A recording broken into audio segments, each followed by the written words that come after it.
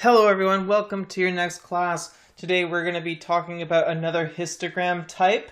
We're going to be talking about bar plots, and we're going to introduce more about standard deviation and variance into this lecture so that you understand how to build a full bar graph. One unique feature of bar graphs is that you can plot variance very easily on them, and most journals or any kind of academic publication or even research for a company will want to know that kind of information when you plot a bar graph. So we're going to get a reintroduction of that and also look at why bar plots are interesting and what makes them different, why you use them in certain cases and not others. Okay, so let's just get into it. So we're going to understand when it's good to use a bar plot, when it makes sense to use one histogram type over another. We have a scatter plot that we've talked about before, but bar plots can do very specific things very well. So we're going to show you what makes bar plots unique and why you should use them for certain cases, and assessing when those times are when you see data that you need to be visualizing. So a bar graph is a histogram that shows ordinal or nominal data, usually as the x-axis, which is like a category or a label, and there's some sort of interval or ratio quantity as the y-axis. That's the dependent variable. So usually it would be things like, kids under 20 or over 20. Those are two categorical, ordinal or nominal variables, depending on how you collect that data. And then you might have proportions, or 30 kids and 30 adults as the y-axis, where the bar is kind of growing. So that's basically what a bar graph is. It's a histogram that uses the ordinal or nominal data as on the x-axis. So we're going to go over the syntax of a bar graph, and then we're going to hop into Python and build a bar graph from matplotlib. We're not going to use the syntax portion to go through that. We're just going to show it to you in a Jupyter notebook. So let's go into it. Okay, guys, so here we are. We have our bar graph here. This is an example of a bar graph. You'll notice on the x-axis we have nominal categories A, B, C, D, and we have these. This is actually this shows multiple information. This is not a stacked bar graph, but a bar graph that is positioned next to each other. So this is showing two sets of information, showing group A and some score for men, which would be around 20 here, and for women in group A would be about 25 in this case. In group B, you're seeing 35 as the total for men, and it looks like about 32 for women in group B, and so on and so forth, okay? So the x-axis is our nominal or ordinal independent variable right now, okay? Our y-axis is score. So this is an interval, this is ratio, because a score of 0 is a true 0. This is ratio data that it's showing, and it's maybe average scores or something for a bunch of groups, right? So there's probably more than one man and one woman. Also, actually it has to be, because that's what these things are representing. These bars represent so this is actually representing the average score for men in group A, 20, and this bar is representing the variance from that average. So it looks like the variance is 1.5 for this group, and you'll notice that it's smaller in this case and much larger in this one. So this is showing very different variances for different groups. So we know what our y-axis is, right, guys? It's our dependent variable, and we know that our groups are our independent variable. But I hope you can see now how this information is not necessarily easily plottable in a scatter plot. How do you where's the if this was the y, the y Cartesian plane, how do you label this as in the Cartesian plane? You can go 1, 2, 3, 4, but that's probably not really representing what you want it to, obviously. Okay, so let's go into the code and see how we make this. Okay, we're gonna make a simple one, and then I'm gonna show you how we built that more complicated one. So first off, we load our packages. We're gonna use NumPy and Matplotlib. I'm creating an object or a list rather called objects, or we can call it languages. Here we are. So these are a bunch of languages, and then this is the performance score. I don't know, someone's saying how or some value is establishing like how good this language is for some task or from usage most people are using or something. This is made up data, guys. And so we have these two lists. It's really just plot.bar. You give it the x first, which is your ordinal position. You give the performance, which is your y.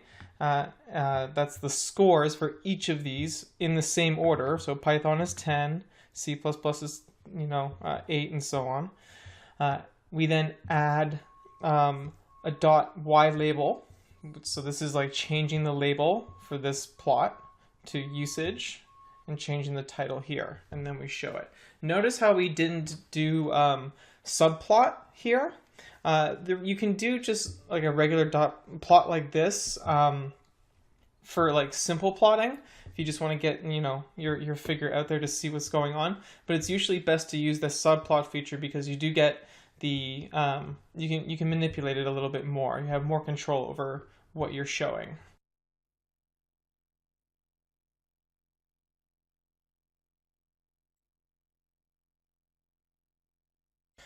Okay guys, next I'm going to show you how we built that other plot, the one that we looked at our syntax with. This is an example from the internet. So I went on something like Stack Overflow or Stack Exchange and just found some sample code that showed what we wanted to show, and then tweaked it a little bit. So I'm going to go through this one step at a time with you guys though, so it shouldn't be that bad. We load in some packages here, just standard initialization stuff. You will see when they all come into play, so don't worry about that. First thing we do is this is what's going on here is that we're establishing variables. This is kind of like common practice in coding, where you when you're like at the beginning of your code, you usually have an area where like you build all your global variables that you're going to be using for the next little bit. You keep everything organized, and so that's kind of what's going on here. We're creating groups. We're creating how many different bars they're going to be, or sets of bars they're going to be. And we actually made two different bar plots. We had the positioned bar plots. They weren't stacked on top of each other, but they were positioned next to each other. And so how we built that was we had to create some fake data. So this is some data that we just kind of made up, and it's manually input, all right? And we have these are fictitious means and standard deviations. That's what these are, okay? And so what we look at here when we plot this, so first thing we do is we build our objects, we build our figure and axis objects, and then we set some indices. What this is doing is just kind of creating a range of numbers. It's an array range. So it's a data type that NumPy uses a lot, and we're creating a number like 1, 2, 3, 4, 5. That's basically what we're doing with this index, guys. That's what this is. It's a list that has index numbers, okay? We create a couple of more variables, which is how thick we want the bars to be and what the opacity is. We'll play with these a little bit, and I'll show you what that looks like now. I'll show you what it looks like after we go through this entire code, okay? So first, we create one of the bar plots. First, we create the blue bar, okay? So how we do that is we say access, and like we say dot bar, and that will add a bar object to our access. It'll create a dot bar object, basically. And we save that to rectangles1 or rex1. We pass in the dot bar parameters. If you go to the documentation, it'll show you what you need to pass in first. So it wants to know like how many groups, the means, what is the actual the values, I guess. This would be y. and then it wants you to put in how wide the bars are. So we just had this as a global variable because we want the bars to be the same for both. Then we give it the opacity. That's what alpha means. Alpha is opacity. And then we give the color parameter, which is blue. We just say blue here. And we give, this is the error when we want to put in the standard deviation. So we say then we give it the standard deviation list. And this is all in the same order, right? So like everything is, all these lists are positioned exactly the same, so that the first value for our means is also the standard deviation for that value. And that creates that bar. That creates that bar plot. Okay?